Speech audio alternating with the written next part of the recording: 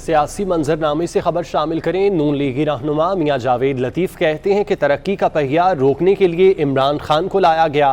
عمران خان نے ہسپتال کے چندے کو ذاتی مقاصد کے لیے استعمال کیا۔ انہوں نے مزید کیا کہا، آپ کو دکھاتے ہیں۔ آپ کے بقول کہ اگر وہ ہسپتال کو پیسے دیے تھے تو آپ نے پی ٹی آئی کے اکاؤنٹ میں کس طرح ٹرانسفر کیے، اور اگر وہ پی ٹی آئی کو ملے تھے تو پھر آپ یہ بتاؤ کہ ان کا پاکستان کے پرائم منسٹر لگائے جانے سے پہلے تمہیں پیسہ دینے کا مقصد کیا تھا؟ کیا وہ مقاصد تم نے 4 سالوں میں پورے کر کے دکھائے؟ یہ مجرم اکیلا نہیں ہے، اس کے ساتھ ثاقب نثار مرکزی ملزم ہے۔ 2017 کا اور آج کا موازنہ کرو تو پتہ چلے گا کہ اس میں کون کون سے کردار شامل تھے، اور ان کرداروں میں مرکزی کردار ثاقب نثار کا ہے۔ اگر آزادی انقلاب اس چیز کا نام ہے کہ اسے دوبارہ اقتدار دے دیا جائے تو یہ قوم کو قبول نہیں ہے، اور اگر اس چیز کا نام ہے کہ اس کا 62-63 کے حوالے سے کیس ٹرائل نہ ہو، اس کو انقلاب کہتے ہیں، تو قوم کو قبول نہیں ہے۔ اگر ہمارے مقاصد پورے نہیں ہوئے آزادی کے تو اس کی وجہ آپ دیکھیں کہ قائد ملت لیاقت علی خان کو گولی لگی، آج تک کچھ معلوم نہیں۔ جنرل ایوب خان پاکستان کے اقتدار پر قابض ہوئے، اور مادر ملت فاطمہ جناح کو کرپٹ غدار اور ان کا الیکشن چرا کے خود منتخب ہو گئے، مگر کسی نے اس کو غدار نہیں کہا۔ پاکستان بنانے والے غدار ٹھہرے، اور اس وقت بھی ایک طبقہ ایوب خان کو سچا جانتا تھا۔ نون لیگ کے رہنما طلال چودھری کا کہنا ہے کہ شہباز گل کے معاملے کو منطقی انجام تک پہنچایا جائے۔ فون کے ریکارڈ میں بہت سے حقائق سامنے آئیں گے، پتہ چل جائے گا کہ شہباز گل عمران خان کے لیے کیا کیا گل کھلاتے رہے۔ سوشل میڈیا پر دانستہ طور پر ٹرینڈز چلائے گئے۔ کس نے میر جعفر اور جانور کہا؟ یہ جلسے میں معافیہ مانگتے رہے، ویڈیوز دکھا کر اپنی صفائیاں پیش کرتے رہے۔ شہباز گل والے جو معاملات ہیں، اس کو منطقی انجام تک پہنچایا جائے گا۔ یہ میں بتا دوں کہ ٹیلی فون تو خیر بعد کی بات ہے، ٹیلی فون سے بہت زیادہ شواہد پہلے ہی موجود ہیں، اور 2 دن 48 گھنٹے میں جو پولیس کسٹڈی میں رہے ہیں، ابھی تو اس کی بہت ساری چیزیں جب سامنے آئیں گی تو لوگوں کی آنکھیں کھل جائیں گی کہ چیف آف سٹاف نے کیا کیا کارنامے اور کرتوت جو ہے خان صاحب کے بیان کیے ہیں۔ مصروف عمران خان فرما رہے تھے بہت بڑا اعلان کروں گا۔ ہمیشہ شوبدہ بازی کر کے لوگوں کو پیچھے لگاتے ہیں، لوگ منتظر ہوتے ہیں کہ نہ جانے خان صاحب نے کون سا بڑا اعلان کر دینا ہے، کون سی بڑی چیز لے آئیں گے کہ یہ کوئی نیا پاکستان میں کوئی سیاسی طوفان آنے والا ہے۔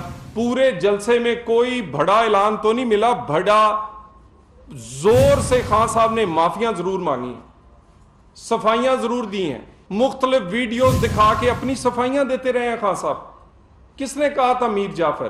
کس نے کہا تھا جانور؟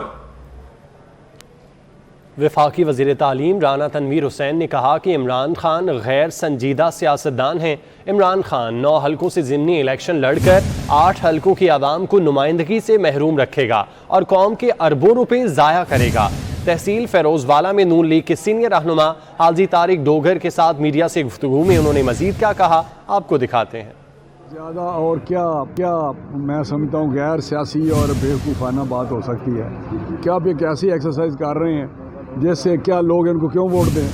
اس لیے دیں کہ اس نے سیٹیں پھر جا کے استعفے دینے ہیں، یا اسمبلی میں بیٹھنا نہیں ہے، یا ان کی نمائندگی وہاں پہ نہیں ہونی۔ تو میں سمجھتا ہوں اگر اس نے سیٹیں چھوڑنی ہیں، ان کی نمائندگی نہیں ہونی، تو ووٹ کیوں وہ ضائع کریں؟ وہ ایسا ووٹ دیں گے لوگ اس شخص کو جو ان کے بیٹھ کے جتنی بھی لائف ہے، اب 1 سال ہے یا 11 مہینے رہ گئے ہیں یا 10 مہینے، اس میں جو ان کی نمائندگی وہاں کی ہو سکے اس علاقے کی، وہ ان کا حق ہے۔ عمران نیازی نے مودی کے جیتنے کی دعائیں کی تھیں۔ عمران خان نے جلسے میں بھارتی خارجہ پالیسی کی تعریف کی۔ لیگی رہنما عطا اللہ تارڑ کی پریس کانفرنس، کہا کہ ان کی قیادت نے سختیاں برداشت کی لیکن کوئی شکوہ نہیں کیا۔ پرویز الہی عدالتی فیصلے پر وزیر اعلیٰ پنجاب بنے۔ آپ نے مودی کو بھی کہا تھا کہ میں الیکشن میں نیک تمنائیں ان تک پہنچانا چاہتا ہوں اور آئی وانٹ ٹو وش ہم گڈ لک کہ وہ الیکشن جیت جائے۔ بھارت کی فارن پالیسی کی تعریف کی۔ ظلم وہ ہوتا ہے کہ جب آپ ایک شخص کی، جس کو ابھی پرویز الہی صاحب نے کہا کہ میں پھانسی دینا چاہتا ہوں، جو اس ملک میں گراس روٹ لیول کے سیاستدان ہیں، انہوں نے برداشت کیا ہے، اف نہیں کی، کبھی گلہ نہیں کیا کہ ان کو جیلوں میں کس حال میں رکھا گیا اور کیا سلوک کیا گیا۔ ہم نے جیلیں بھی کاٹی ہیں، ہم نے مشکلیں بھی برداشت کی ہیں، مگر اس طرح سے کبھی رونا دھونا نہیں کیا۔ وزیر اعلیٰ سندھ مراد علی شاہ کہتے ہیں کہ عمران خان کراچی میں شگل میلہ لگانے آ رہے ہیں، وہ لگائیں، عمران خان کی باتوں پر ہنسا ہی جا سکتا ہے۔ انہوں نے مزید کیا کہا، آپ کو دکھاتے ہیں۔ میں ہنسی سکتا ہوں۔ میں کل اس پہ کافی ڈیٹیل میں پتہ نہیں کہاں تھا میں نے بات کی تھی، مزید نہیں کہوں، میں صرف یہ کہوں گا کہ جلسے کریں، ادھر بھی انٹرٹینمنٹ مفت میں مل جاتی ہے لوگوں کو، پتہ نہیں بڑے سنگرز آ جاتے ہیں، وہ گانا بجانا کرتے ہیں اور اس کے بعد ہمیں بڑی سبق حاصل ہوتے ہیں کہ ہم آزاد نہیں ہیں۔ قائد اعظم نے 75 سال پہلے اس ملک کے لیے کچھ نہیں کیا تھا، اب آزادی ہمیں ملنے جا رہی ہے۔ نئے نئے سبق ہم ہسٹری کے پڑھتے ہیں، ہمیں وہ سائنس بھی پڑھا چکے ہیں کہ اسپیڈ جو ہے لائٹ کی اسپیڈ پر ٹرین چلائیں گے 1,86,000 کلومیٹر پر گھنٹے کے حساب سے، ہمیں جغرافیہ بھی بتاتے ہیں، جاپان اور جرمنی کی سرحدیں ملانے۔ تو نئی نئی باتیں سننے کے لیے لوگ آتے ہیں، اس لیے کہ تھوڑا سا انٹرٹینمنٹ جو ہے، آپ چینلز نے تو اتنا ماحول بنا دیا ہے کہ ہمیشہ ایسے سمجھ آتا ہے کہ پتہ نہیں ملک کہاں جا رہا ہے، لیکن یہ آ کے عمران خان اور ان کی پارٹی تھوڑا بہت شگل میلہ لگا دیتی ہے، وہ لگائے کراچی میں آ کے۔ ہاں یہ میں ختم کر لوں، لیکن یہ بھول جائیں اس صوبے کے لوگ اور یہ پاکستان پیپلز پارٹی کو پچھلے 3 الیکشنز انہوں نے مسلسل زیادہ کامیابیاں دلائی، اور انشاءاللہ 2023 میں جب الیکشن ہوگا اس سے بھی بڑی کامیابی پاکستان پیپلز پارٹی کو ملے گی۔ کیا پاکستان تحریک انصاف فوج کو آئین سے بغاوت پر اکسانے لگی ہے؟ فواد چودھری کا کہنا ہے کہ حکومت الیکشن نہیں کرانا چاہتی تو مارشل لا لگا دیں۔ پاکستان تحریک انصاف کو دبانے اور عمران خان کو نااہل کرنے کی سازش کی جا رہی ہے۔ مزید کہتے ہیں کہ تحریک کا فیصلہ کن مرحلہ شروع ہو چکا، صرف انتخابات کے لیے مذاکرات ہو سکتے ہیں۔ انتخابات کا فریم ورک ہے، عام انتخابات کے فریم ورک کے علاوہ ہم کسی طرح کی بات چیت جو ہے اس میں نہیں جائیں گے، ہم اس کو مسترد کرتے ہیں، اور انشاءاللہ تعالی اگر آپ اس لیے الیکشن نہیں کرانا چاہتے، یہ کہنا کہ عمران خان الیکشن جیت جائے گا تو اس لیے ہم الیکشن نہیں کرانا چاہتے، پھر آپ ملک میں مارشل لا لگا لیں، پھر آپ ملک میں کوئی اور نظام لگا لیں۔ جمہوریت میں یہ نہیں ہو سکتا۔ الٹیمیٹ آربیٹر جو ہیں وہ پاکستان کی عوام ہے، فیصلہ کرنا ان کا اختیار ہے، اور یہ جو سازش آپ کر رہے ہیں جس کے نتیجے میں یہ بتایا جا رہا ہے کہ پی ٹی آئی کو دبایا جائے اور پی ٹی آئی کو کسی طریقے سے ہم بالکل جو ہے وہ عمران خان کو ڈسکوالیفائی کر دیا جائے پی ٹی آئی کو، یہ آپ نے، میں سمجھتا ہوں کہ آپ 1970 سے سبق سیکھنے کی ضرورت ہے۔ معاملے پر بات کرتے سینئر تجزیہ کار اور اینکر پرسن ثنا بچا صاحبہ نے ہمیں جوائن کیا ہے۔ ثنا بچا صاحبہ بہت شکریہ وقت دینے کے لیے۔ فواد چودھری کی جانب سے کہا گیا ہے کہ حکومت الیکشن نہیں کرانا چاہتی تو مارشل لا لگا دے، اس سے پہلے عمران خان کی جانب سے کہا گیا تھا کہ ملک میں بم گرا دینا چاہیے، فیصلے حق میں آئیں تو ٹھیک، خلاف آئیں تو جمہوریت کو خطرہ ہوتا ہے، الیکشن جیت جائیں تو صاف شفاف ہوتے ہیں، ہار جائیں تو دھاندلی ہوتی ہے۔ پاکستان تحریک انصاف آخر چاہتی کیا ہے؟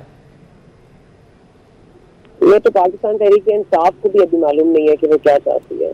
اگر ان کی کسی بات میں بھی صداقت ہوتی یا ان کا کوئی بھی بیانیہ ہوتا تو میرا خیال ہے یہ ڈیسیژن ان کے لیے بڑا صاف تھا۔ اگر ان کو الیکشن چاہیے تو اس کا بھی طریقہ کار ان کے ہاتھ میں ہے، اگر ان کو اس ملک میں مارشل لا چاہیے تو بھی ان کو پتہ ہے کہ کس طرح آ سکتی ہے، تو ان کو بلانے کی تو ضرورت نہیں ہے کسی کو بھی کہ آ کے آپ مارشل لا لگا دیں۔ لیکن دیکھیے بنیادی بات یہ ہے کہ ویسے تو ہمارے سارے حکمرانی جھوٹے بیانیے دے کے چلتے ہیں، لیکن کم از کم on the face of it کم از کم اتنی بات تو ضرور کرتے ہیں کہ वोट को इज्जत दो, चलो नहीं भी मानते लेकिन अपनी जबान से कहते तो हैं, ये भी कहते हैं कि जमहूरियत के लिए जंग लड़ी जा रही है। यहाँ पर तो इमरान खान साहब अपनी सालमियत और अपने आप को ही वापस लाने की जंग लड़ रहे हैं ना। वो तो एक इमरान जंग लड़ रहे हैं, वो एक इमरान खान जंग लड़ रहे हैं, वो जमहूरियत की जंग तो नहीं लड़ रहे। तो वो जमहूरियत तो ना उनके पार्टी में है, ना उनके रवैये में है, ना उनके नजरिए में है, ना उनके बयानिए में है। तो जमहूरियत की अगर आपको लग रहा है कि जमहूरियत के अलावा ये किसी और बात कर रहे हैं कि कोई और वे ऑफ रूल आ जाए इस मुल्क में, तो 100 बिस्मिल्लाह करते रहें, क्योंकि मुझे तो उनसे कोई उम्मीद नहीं है कि वो जमहूरी तरीके से कोई बात करें या जमहूरियत की जीत के लिए बात करें या जमहूरियत की बालादस्ती की बात करें। जब इनको सूट करता है ये आइन की शक्ल लगा देते हैं, जब इनको सूट नहीं करता ये मार्शल लॉ को लगा देते हैं, जब इनको सूट करता है तो ये कहते हैं जी एस्टैब्लिशमेंट बड़ी अच्छी है, जब इनको सूट नहीं करता है कहते हैं एस्टैब्लिशमेंट बड़ी बुरी है, जब इनको सूट करता है तो अदलिया अच्छी, जब इनको सूट करता है तो अदलिया बुरी। तो मतलब ये हर चीज़ तो इनके लिए टेलर मेड नहीं हो सकती ना इस मुल्क में। आप हर चीज़ को अपने साथ अपने लिए कस्टमाइज तो नहीं कर सकते। एक मुल्क है, उसमें 22 करोड़ की आबादी है, उसमें एक 75 साल तारीख है, उसमें एक आइन है जिसको चले आज तक नहीं मनवाया गया मनोअन, लेकिन है तो सही, एग्जिस्ट तो करता है। कम से कम अपने रवैये में ही थोड़ी सी जमहूरियत दिखा दें। वैसे तो उनके नजरिए में नहीं है, ना उनकी अपनी शख्सियत में है, ना उनके किसी भी जमात के किसी भी लीडर में जमहूरियत है। तो ये तो ख्याल है इनको भी ले आए तो मार्शल लॉ से कम तो नहीं है ये तो एक जनरल ही है जिन्होंने कभी सर्व नहीं किया, एक रिटायर्ड जनरल की तरह ही बिहेव करते हैं जैसे माय वे और द हाईवे। तो ये तो इमरान खान साहब का खासा है। लेकिन ये मैं सिर्फ एक सवाल करती हूँ कि इमरान खान साहब सिर्फ एक सवाल का जवाब देते हैं। अगर उनसे कोई उनके बेहतरीन मनपसंद सहाफ़ी मेरी तरफ से उनसे ये सवाल कर लें जो अनबायस्ड है उनके नज़दीक, इमरान रियाज खान साहब कर लें, उनसे सिर्फ ये पूछें कि इमरान खान साहब आप इस मुल्क में 4.25 साल हुकूमत करते रहे, आपने नैब से जो करवाना था आपने करवाया, आपने एसिड रिकवरी यूनिट बनवाया, आपने लोगों के खिलाफ केसेस बनाए, आप लोगों की चोरी करप्शन पकड़ने आए थे, आपने मीडिया से मुस्बत खबरें डलवाई, आपने हर चीज अपनी पसंद की इस मुल्क में रखी, आपकी पसंद के फैसले, आपकी पसंद की फौज, आपकी पसंद का एक सोच, हर चीज आपकी पसंद की थी। तो फिर आप पर ये वक्त क्यों आया? ये बता सकते हैं कि ये वक्त इन पर क्यों आ गया है? ये इनको क्या ऐसा, अगर सब कुछ इतना हंकी दौड़ी और यहाँ पे दूध की नहरें बह रही थी तो इमरान खान साहब के ऊपर इतना कड़ा वक्त क्यों आ गया कि उनको पूरी एक जिहाद शुरू करना पड़ गया, उनको लोगों को आवाम को इकट्ठा करना पड़ गया, उनको पुराने कायदे आज़म के थॉट्स निकालने पड़ गए। अब हर चीज तो उनको पता है, हर चीज वो मैं अब तो मैं हैरत है वो अब तक ये नहीं कह गए कि कायदे आज़म ने पाकिस्तानी बनाया था, मैंने ही बनाया था। तो ये भी मुमकिन है कि कल को वो ये भी कह दे। तो एक आदमी जिसका मतलब जो सिर्फ मैं है वो क्या मुल्क की जमहूरियत की बात करेगा और क्या मुल्क की सिस्टम की बात करेगा? और उसके जो हवारी है माजरत के साथ फवाद चौधरी साहब तो किसी के भी नहीं है। मुशर्रफ साहब के बुरा वक्त आया तो इन्होंने पीठ फेर ली, जरदारी साहब पे बुरा वक्त आया तो इन्होंने पीठ फेर ली, अब खान साहब पे बुरा वक्त आएगा तो ये फिर पीठ फेर लेंगे। तो मैं इनकी बात पर क्या आपको मतलब अफसोस होता है कि इस मुल्क में हमारी आवाम को इतना शऊर नहीं रहा कि एक आदमी गैर जमहूरी, हर लिहाज से गैर जमहूरी है, बद लिहाज है, बदतमीज है, लेकिन हम उसको फिर भी इस मुल्क पर मुसल्लत करने को तैयार है। माजरत के साथ इस मुल्क के ऊपर अब अफसोस ही किया जा सकता है। ठीक है, आप हमारे साथ मौजूद रहिएगा। सीनियर तज्जियाकार नवीद चौधरी साहब ने हमें ज्वाइन किया है, उनसे इस मामले पर बात करते हैं। नवीद चौधरी साहब बहुत शुक्रिया वक्त देने के लिए। जैसा कि सना बुचा साहिबा कह रही थी कि किसी भी मामले में जमहूरी रवैया नज़र नहीं आता। इमरान खान जो कि अपने 4 साल दौर में तमाम लोग भी अपने उन्होंने फेवरेट रखे और जब उनको निकाला गया तो उसके बाद वो फौज के खिलाफ बयान देते हैं, रियासत के खिलाफ बयान देते हैं। फवाद चौधरी की जानिब से भी अब कहा गया है कि इलेक्शन नहीं हुकूमत कराना चाहती तो मार्शल लॉ लगा दिया जाए। कैसे देखते हैं तमाम तर सूरत हाल? पाकिस्तान तहरीक इंसाफ पे ये वक्त आखिर क्यों आया है? बहुत शुक्रिया। देखिए, इमरान खान साहब का जो फलसफा है वो किसी से ढका छुपा नहीं है। वो कहते हैं कि हरफे आखिर मेरी जात है, और वो अस्तगफिरुल्लाह माज़अल्लाह दीनी मामलात में भी अब इतना आगे बढ़ गए हैं कि गलत वाक़यात मंसूब कर रहे हैं इंतहाई मुक़द्दस शख्सियात के साथ, और उस पर भी फिर तारिक ज़मीरी जैसे मौलवी हम देखते हैं वो टीवी पर आ जाते हैं कि जी ये हो गया वो हो गया। तो ये एक असल में बहुत बड़ा प्लान था और वो चल ना सका, जिसके तहत जो जनरल पाशा ने शुरू किया फिर उसको 2014 के धरनों में प्रैक्टिकली ग्राउंड पे लाया गया।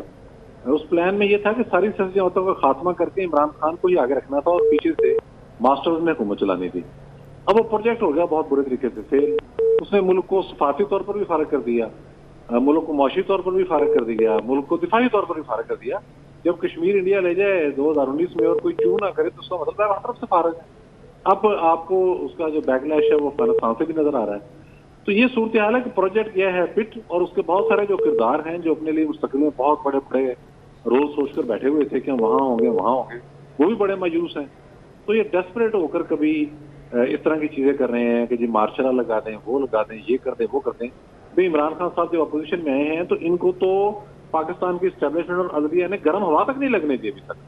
यहाँ तो जो हुकूमत से उतरता है उसका हशर नशर कर दिया जाता है, वो चाहे मोहतरमा बेनज़ीर भुट्टो शहीद हों या नवाज शरीफ साहब हों, वो तो उनको क्लैरिटी के साथ बता दी। जैसे वो हुकूमत से उतरते हैं उनके अरकान असेंबली, उनके वर्करों को पता लग जाता है कि अब दूर तक इनकी वापसी का कोई इम्कान नहीं है, बल्कि ये ज़ेर ताब रहेंगे, जलावतनियां काटेंगे या किसी बम ब्लास्ट की नजर हो जाएंगे। तो इमरान खान को तो किसी ने गर्म हवा नहीं लगने दी। सिर्फ एक दिन जब उनको उतारना मकसूद था, वो भी इसलिए कि अगर इमरान खान रहते तो जून में पाकिस्तान श्रीलंका बन चुका, 100% बन जाना था।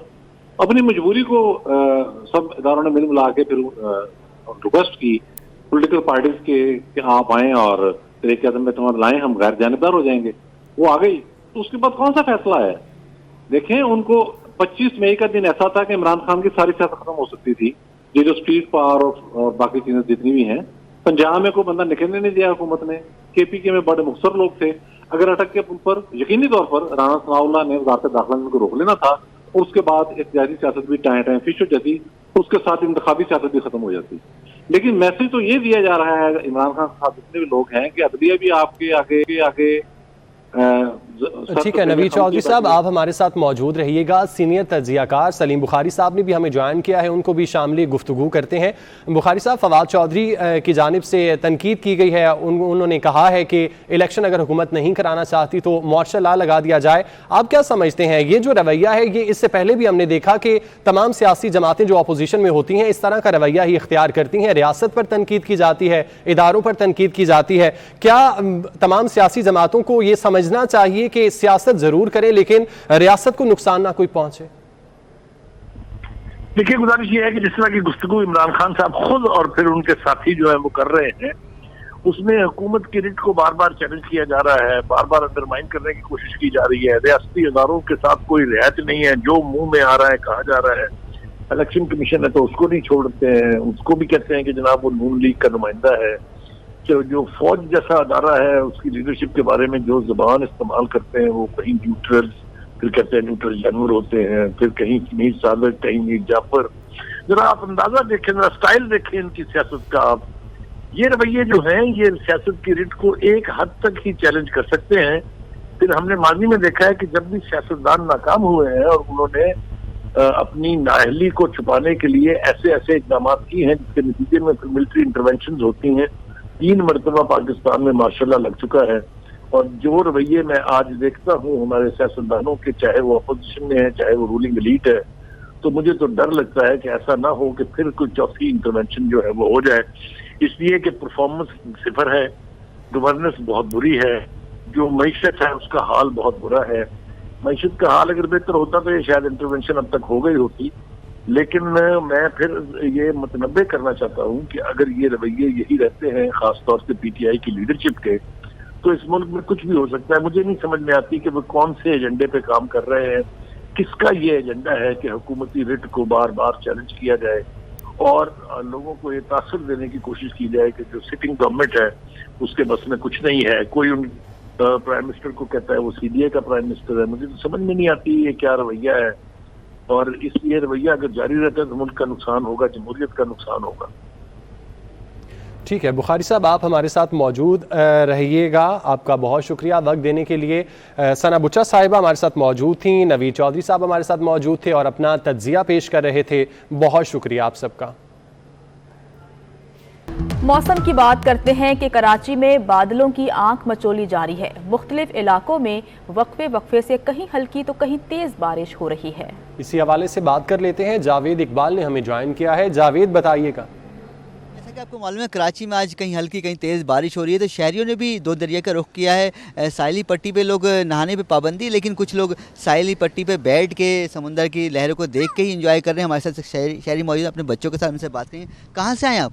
ہم لوگ تو اسکیم 33 سے آئے ہیں. اتنی دور سے آئے ہیں یہاں پہ سمندر کی لہروں کو دیکھنے. موسم آج اچھا تھا, بارش کا تھا, تو بچوں نے کا آفس آف کری تھی, تو اس لیے گھومنے آ گئے تھوڑا. 30 کلومیٹر کا فاصلہ سے زیادہ ہی ہوگا بلکہ. جی جی بالکل اتنا ہی ہے.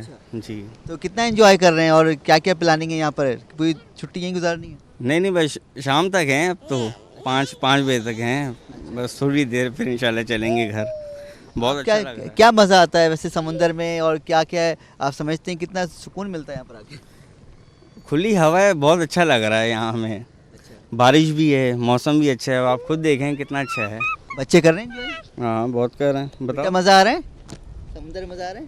مال بتاؤ آپ کو اچھا لگ رہا ہے؟ مزہ آ رہا ہے, سمندر دیکھنے آئے تھے. سنا آپ نے کہ بچے اور فیملی شہری سب انجوائے کر رہے ہیں کراچی میں, کیونکہ ایسا موسم کم ہوتا ہے مونسون میں, سورج تھوڑا سا ٹھنڈا ہوتا ہے, اتنا زیادہ اس کی گرمی نہیں ہوتی. تو آج جو بارش بھی ہو رہی کہیں ہلکی کہیں تیز, تو لوگ انجوائے کرنے دو دریا آئے ہیں. کوئی سی وی پہ گئے, کوئی کلپٹن گئے, کوئی ہاکس پہ جا رہا ہے, لیکن نہانے پہ پابندی ہے, اس لیے لوگ جو ہے سمندر کی لہر کو دیکھ کے ہی خوش ہو رہے ہیں اور تھوڑا سا. جاوید اقبال آپ کا بہت شکریہ. کراچی میں مانسون کے باعث سمندر میں طغیانی کی صورتحال برقرار ہے. مانسون کے باعث سمندر اس وقت بکھرا ہوا ہے. اسی پر ہی بات کرنے کے لیے ہمارے ساتھ موجود ہیں شاہزیب کہیے گا وہاں پر کیا صورتحال ہے؟ دیکھیں کراچی کی ساحلی پٹی, ہاکس بے, پیراڈائز, سینسویٹ پوائنٹ, ان جگہوں پر جو ہے شہریوں کو آنے سے گریز کرنا چاہیے, کیونکہ اس وقت جو ہے سمندر بھپرا ہوا ہے. مونسون کے باعث جو ہے سمندری لہریں جو ہے ان کی جو اونچائی ہے وہ 7 سے 8 فٹ جو ہے دکھائی دے رہی ہے. اور ساتھ ہی میں آپ کو یہاں پر بتاؤں کہ یہاں پر جو دن کے اوقات میں جو سمندری لہریں وہ 7 سے 8 فٹ تھیں, جس کے سبب جو یہاں پر ہرٹس بنے ہوئے ہیں ان کی دیواریں جو ہے ٹوٹ چکی ہیں سمندری لہروں کی وجہ سے. اور جو ہے یہاں پر قانون نافذ کرنے والے ادارے, پولیس, رینجرز جو ہے ہاکس بے آنے والی جو شاہراہ ہے وہاں پر موجود ہیں, اور شہریوں کو جو ہے یہاں پر آنے نہیں دیا جا رہا. جبکہ محکمہ داخلہ سندھ کی جانب سے دفعہ 144 بھی جو ہے نافذ کی گئی ہے, جو سمندر پر نہانے پر پابندی عائد کی گئی ہے, اور جس میں بتایا گیا ہے جو بھی اس کی خلاف ورزی کرے گا اس کے خلاف جو ہے قانونی کارروائی کی جائے گی. اس وقت بھی جو ہے سمندر کی جو لہریں ہیں وہ 4 سے 5 فٹ کی اونچائی جو ہے دیکھنے میں نظر آ رہی ہے. جبکہ ساتھ ساتھ میں آپ کو بتاؤں یہاں کے جو رہائشی ہم سے بات کری تو ان کا کہنا یہ تھا کہ جب سورج پڑوان چڑھتا ہے تو سمندر کی لہریں اونچی ہو جاتی ہیں, اور جیسے ہی سمندر ڈھلنا شروع ہوتا ہے. بہت شکریہ, آپ ہمیں تفصیلات سے آگاہ کر رہے تھے. نیوز اسٹوڈیو سے اتنا ہے. آپ دیکھتے رہیے 24 نیوز HD.